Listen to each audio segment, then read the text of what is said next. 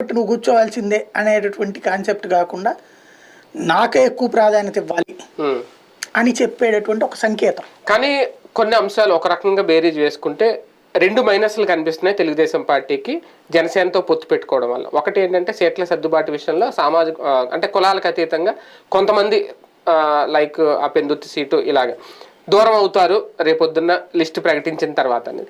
రెండోది కాపు సామాజిక వర్గాన్ని ప్రాధాన్యత పెంచినా లేదంటే వీళ్ళు అడుగుతున్నట్టు పవర్ షేరింగ్ ఇంకోటి జనసేనకి ఏమైనా ఇవ్వాల్సి వచ్చినా కమ్మ సామాజిక వర్గం దూరం అవుతుంది తెలుగుదేశం పార్టీ కన్నా. అంటే పొత్తు వల్ల రెండు రకాలుగా నష్టమే తప్ప లాభం కనిపించట్లేదు అనేది ఎంతవరకు? ఏం లేదు, అట్లేం ఉండదు. పొత్తు వలన ఒకటి కాపు సామాజిక వర్గం ఓటు గట్టిగా యాడ్ అవుతుంది, పోలరైజ్ అవుతున్నారు.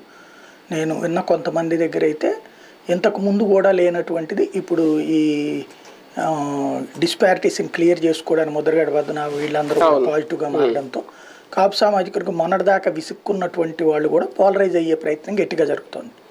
కాబట్టి అది అడ్వాంటేజ్ అవుతుంది వాళ్ళకి పొత్తుపరమైనటువంటి. దానివల్ల బీసీలు ఎంతవరకు లూజ్ అవుతారన్నది ఇక్కడ లెక్క తప్పించి ఒకళ్ళ ఓట్లు ఒకళ్ళకి ట్రాన్స్ఫర్ అవ్వడం అయితే ఖచ్చితంగా ఏది తెలుగుదేశానికి జనసేన ఓటు ట్రాన్స్ఫర్ అవుతుంది.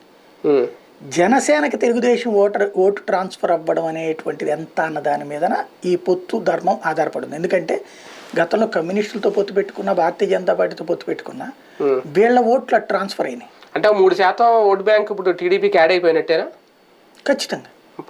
అంటే వాళ్ళు 6-7 అంటున్నారు, అది వేరే విషయం. కానీ 3% చెప్పేది 20 అంటారు. అది కాదు. ఇప్పుడు క్రింద